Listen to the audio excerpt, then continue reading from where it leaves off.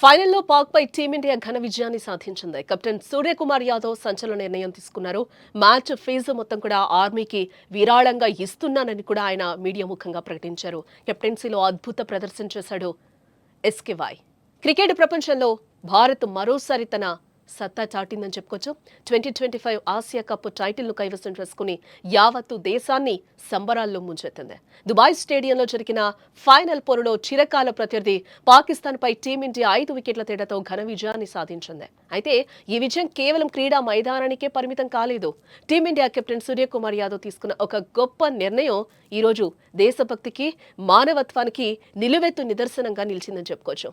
సూర్యకుమార్ యాదవ్ ఈ టోర్నమెంట్లో ఆడిన అన్ని మ్యాచ్ల నుండి వచ్చిన తన మ్యాచ్ ఫీజు ఏదైతే ఉందో ఆ మొత్తాన్ని కూడా దేశ రక్షణ కోసం పోరాడే ఇండియన్ ఆర్మీకి విరాళంగా ఇస్తున్నట్లుగా కూడా ఆయన ప్రకటించారు.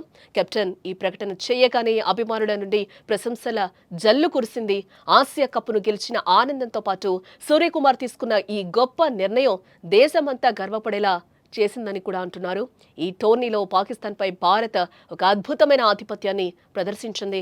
ఫైనల్తో కలిపి మొత్తం 3 సార్లు చిరకాల ప్రత్యర్థిని ఓడించి తిరుగులేని శక్తిగా నిరూపించుకుంది. సూర్యకుమార్కు కేవలం అభిమానులు మాత్రమే కాదు, యావత్తు క్రికెట్ ప్రపంచం సెల్యూట్ కొడుతోంది.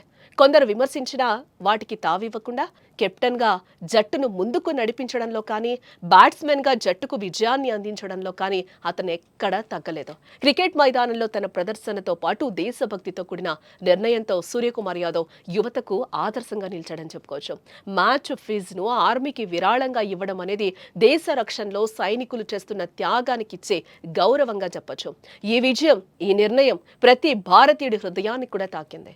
ఈ అద్భుతమైన విజయంతో భారత క్రికెట్ గతిని మార్చిన సూర్యకుమార్కు యావత్తు దేశం సెల్యూట్ చేస్తోంది. సూర్యకుమార్ యాదవ్ తన ఫీజును విరాళంగా ఇవ్వడంపై కూడా మీ అభిప్రాయాన్ని కామెంట్ రూపంలో చెప్పండి.